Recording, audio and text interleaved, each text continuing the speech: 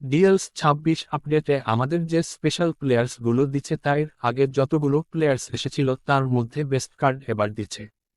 এখানে রিভেলডো মতো প্লেয়ার আনছে, যাকে 86 ওভিআর দেওয়া হয়েছে, যা স্পেশাল প্লেয়ার্স মধ্যে সবচেয়ে বেশি। 86 ওভিআর আরও একজন স্পেশাল ক্লাসিক প্লেয়ার আছে,